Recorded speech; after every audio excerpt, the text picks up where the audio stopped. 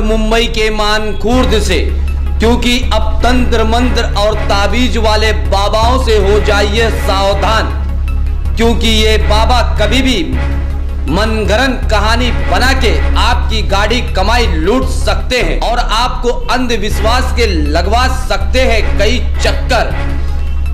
अंधश्रद्धा से एक उज्ज्वला की ओर सावली सेवा फाउंडेशन और जन जागृति विद्यार्थी संघ की ओर से और अंधश्रद्धा निर्मूलन समिति के सहयोग से मानखुर्द चिकुवाड़ी में अंधश्रद्धा और आज का समाज इस विषय पर एक प्रोग्राम रखा गया, जिनमें जादू टोना बुआ बाजी भगवान के नाम पर लोगों को लूटना, इस बात पर अवेयरनेस और प्रयोग दिखाया गया। अलग अलग एक्टिविटी से यह समझाया गया कि साइंस और पढ़ाई से समाज का अधिकार खत्म हो गया। हमें काम करना बहुत जरूरी है। बीमार पड़े तो डॉक्टर के पास जाए, मानसिक बीमारी है तो मनोचिकित्सक काउंसलर के पास जाए, न कि किसी बुआ पीर फकीर बाबा के पास जाए। इस तरह का संदेश अंधश्रद्धा निर्मूलन के साथियों ने लोगों को दिया। इस प्रोग्राम के लिए स्थानीय लोगों ने और बच्चों भी बहुत अच्छा सहभाग दिया। इस प्रोग्राम में प्रियंका मैडम, परवीन, विनोद हेवाले उपस्थित थे, संतोष सूर्वे, आनंद नायक, कल्पेश मौर्य, इन लोगों ने इस प्रोग्राम को कामयाब करने में योगदान दिया।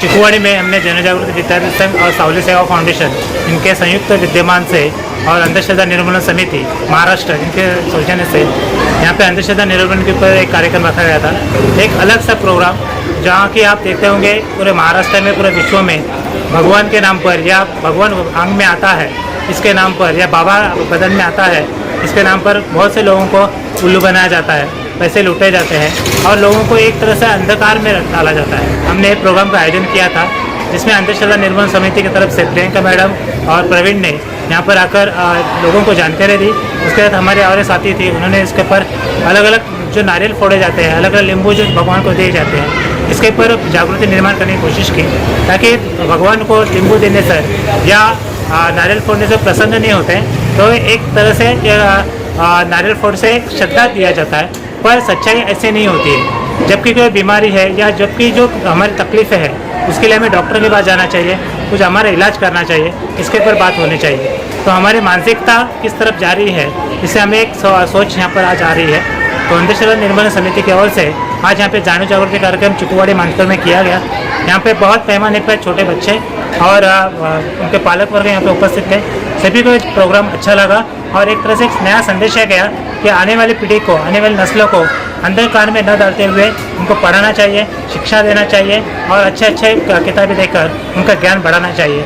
इस तरह का संदेश यहाँ पे दिया गया और अंधश्रद्धा पे विश्वास न करते हुए हम आने वाले नए विकास की तरफ, हमारे कल की तरफ देखना चाहिए, ऐसा एक संदेश आज के प्रोग्राम से दिया गया। मैं महाराष्ट्र अंधश्रद्धा निर्मूलन समिति की कार्यकर्ता हूँ नंदना, और मैं मुंबई जिला की महिला सभा कार्यवाह हूँ। आज यहाँ मानखुर्द में इस जगह पर जो अलग अलग संस्थाएँ हैं, जन जागृति, सावली, उन्होंने मिलकर यहाँ पर एक कार्यक्रम आयोजित किया था।